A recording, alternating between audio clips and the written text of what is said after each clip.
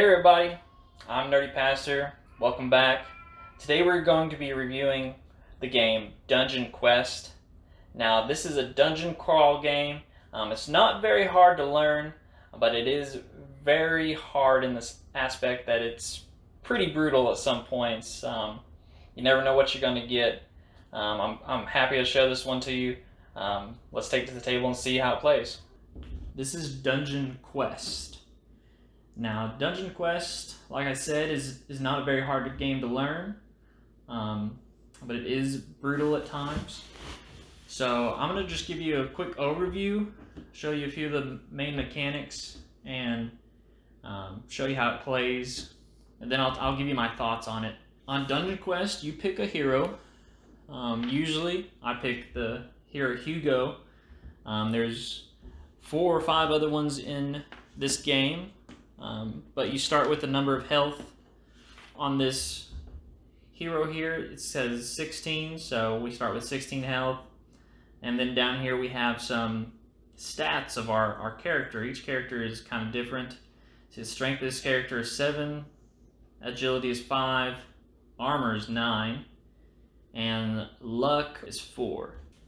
So that is my hero that I'm playing with. So you'll need to get a number of hearts equal to the number of hit points you have. So I have 16, so I need 16 hearts.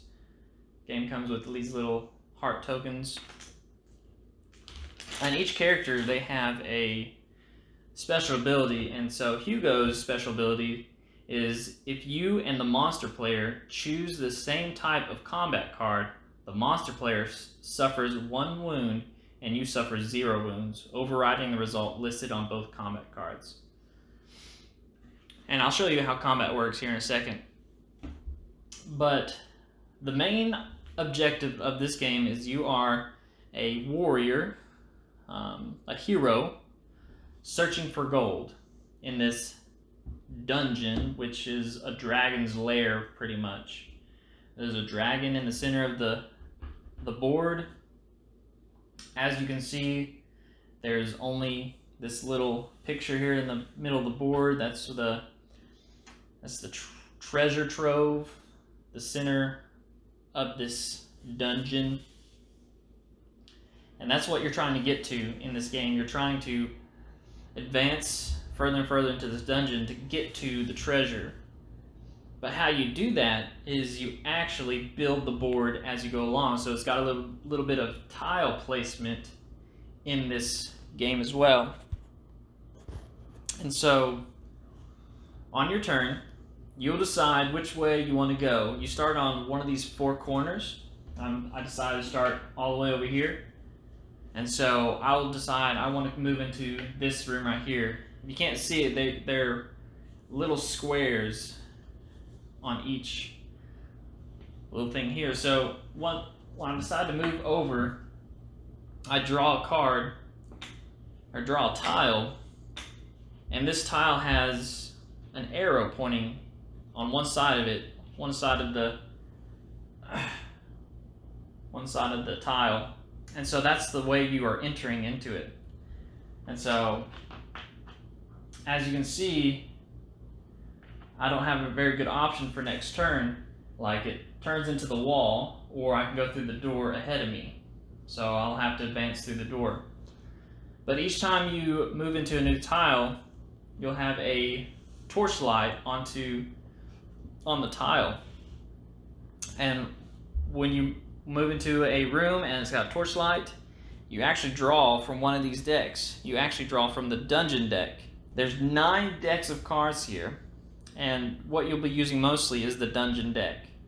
And so I moved into that space, I've triggered that torch, and it says it's empty. It says the room is empty, nothing happens. And then you just started a little discard pile below it. And that's what the fun of the game is it's all chance what you draw. It feels like a D&D campaign without a dungeon master. The dungeon master is basically these cards down here. You don't know what's going to happen until you draw from the card, draw from the decks. And so each turn, it advances this track right here. This is the sun track, how much sunlight you have left. And the sun will keep going down until it gets to these last 5 slots. Once it gets to the last 5 slots, you have to start rolling a die. When it gets to 1, you have to roll 1 die. And if you roll higher than a 1, then the game continues another round. 2, same thing. If it's higher than a 2, you survive or you keep going. But if it's equal to or less than, the game's over. And so on my next turn, I can't do really anything. I have to advance to that door. There's actually a door deck. And so I draw from the door to see if it opens for me, and door jam. The door does not open. Remain in the current chamber. And so sometimes that will happen is on your turn you'll try something and you get blocked and you can't do anything else on your turn.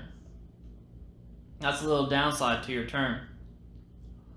But later down the line, once you get past that door, you'll open up another chamber. And this chamber here, you'll have a chamber symbol, and so once the chamber symbol is there, you'll draw from the dungeon deck. But also on a tile is a torchlight, which means you can search that tile on your turn if you choose not to move. And so there's actually a search deck. If I search the room, it says, oh, passage down, place a catacomb entrance marker on here. And so that's what's cool about this game too, is there's catacombs. You can decide to go down into the catacombs. And it's an easier way to get to, or a faster way to get to the center of the board without having to go through a bunch of different rooms. But it's also dangerous because the catacomb deck it's got a really hard stuff in it. And so if I decide to go down into the catacombs, I'll place my hero marker on that tile to say, hey, I'm down in the catacombs. And when you go down to the catacombs, you decide which direction you would want to start traveling. Either kind of towards the center of the board or further away from where you started. But I'm deciding to go to the center of the board. So hopefully I'll get out kind of near the treasure chamber. And so now on my next turn, I'd have to start drawing from the catacomb deck. So I draw a card. Oh, it's a diamond. I get 4,000 coins. Well, that usually doesn't happen, but sweet. That's our whole goal in this game, is to get as much money as we want, or as we can carry. So on my next turn, I keep drawing cards until there's an exit. And on the exit, as many cards as you've drawn from the catacomb deck, so I've drawn 3, so you'll advance 3 spaces, 1, 2, 3 spaces, and then you'll decide whether to go left or right. You have to decide left or right, and you roll 1 die.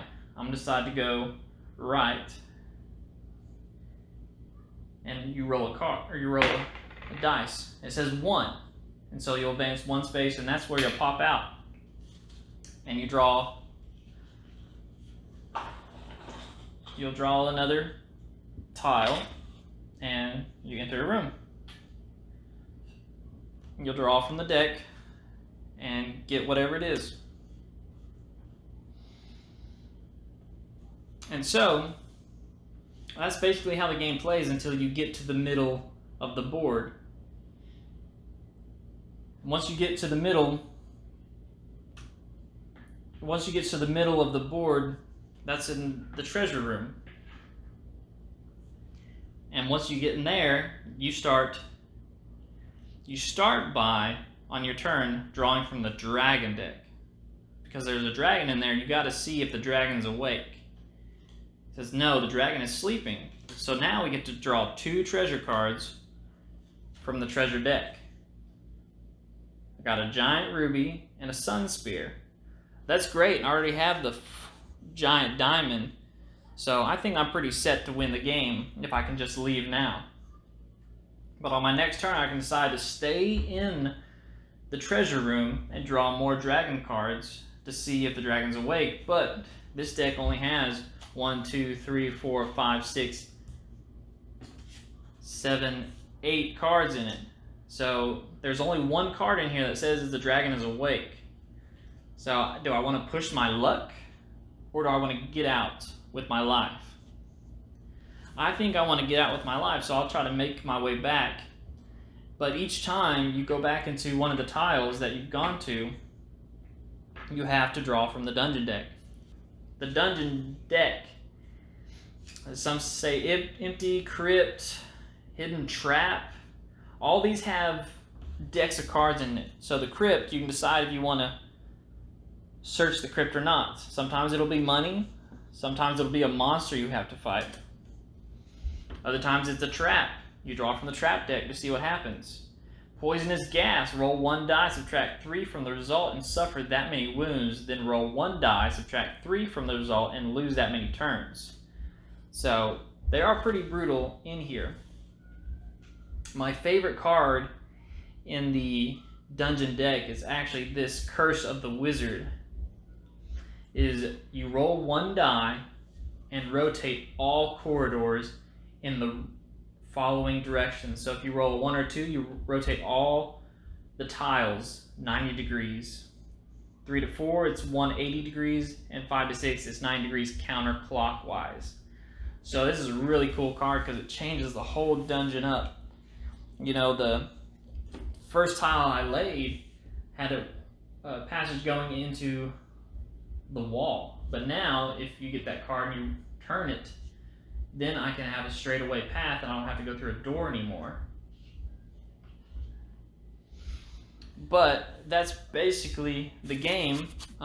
Sometimes you'll have to fight monsters. You'll have to draw from this monster deck to see what monster you fight. This is a troll, and it says you can escape, but you have to suffer 2 penalty, and the troll's life is 4 health. So how combat works in this game is pretty much rock, paper, scissors.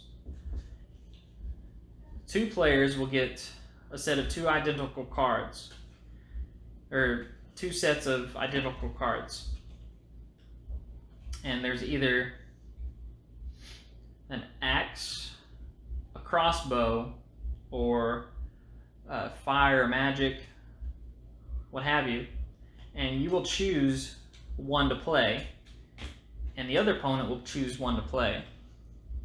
And it says, okay, so if you chose the magic and the other person chose, say, the axe, they'll deal 1 wound to you, and you will deal 0 to them. So, and it says here the same thing. If they chose magic, then you deal 1, you suffer 0. So it's rock, paper, scissors. That's how the mechanic works in this game. I find that okay. I don't find it too distracting or dumb. It's better that it's not really complex. This isn't meant to be a very complex game. The main mechanic is try to get to the center, see if the dragon is awake. If he's awake, then you suffer a number of wounds from 2 dice rolls, and then you have to get rid of all your treasure cards. So you really try to push your luck, and if you push your luck too far, then it'll all go to waste. So sometimes a passage or a dungeon card will say, like, test your luck, or test your agility to get across this chasm. You'll have to roll 2 dice, and I rolled a 7, and so you'll look at your hero, and if the total on the dice roll is equal to or less than your number, you succeed. So I rolled a 7, and if I was testing agility, I wouldn't succeed because it has to be equal to or less than your number.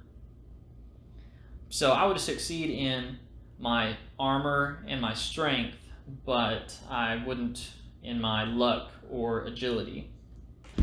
So that's Dungeon Quest. I hope you enjoyed it. I didn't cover everything in the game. It's really fun. This is my first game, actually. I went to a game store, and I'd never been into a game store before, and I looked at this box cover. I was like, whoa, that looks really cool. So I picked it up and played it with my wife, and we really enjoyed it. It was a good introduction to board gaming. We got pretty lucky, and this wasn't a very heavy dungeon crawler. If so, I don't think my wife and I would have really gotten really into board gaming. So this is my first game, and I wanted this to be my first review. I like this game. I love the luck in it. I love the pressing your luck. What am I going to get into this room? Oh, treasure, treasure. Oh, Dragon's Awake. I got to get rid of all my treasure. I spent too much time in the treasure room. Now I have to make my way back out. Hopefully I can make it on in time. My favorite experience in this game is when I played it with my sister-in-law. She stepped into the first room and she drew the tile with the, what was it? I think it's the pit. I think it's the pit tile. And she had to roll a die, test her agility, to see if she survived so that she didn't fall in. And she failed that test, and she fell in, and she died. Very first turn, she died. And that was the end of her game. We were kind enough to say, okay, you can restart over here, roll again, what have you. But it was just hilarious that the first tile she drew was probably the worst one you can get in the game. And I just love that aspect of what's coming next. You don't know. There is a rule in the rule book where it's called the torchlight rule, where you can see where you're going before you even step into a room. And I don't really like that rule because it's just, I don't know, it takes away from the game. The game is all about luck. And if you don't like luck-based games or pressing your luck, then this probably isn't the game for you. But I really enjoy it. It's a fun little quirky game, and I hope you might check it out. If you have any questions about it, shoot me some questions in the comments. But I'm just happy to get into this conversation with everybody that I love board games. I know you love them too because you're watching this video. I will be talking a little bit of the spiritual aspects I can find in this game. I won't be doing this with every board game, but some games I kind of see more of a spiritual side to them, that they can represent this or this. I'll be posting in a different video, so don't worry about that. If you're interested in that, come check it out. But leave this video a like or subscribe if you want to see more reviews. Give me some comments. I want to start talking board games with you guys. Tell me if you like this game, if you don't like this game. And till next time, stay nerdy.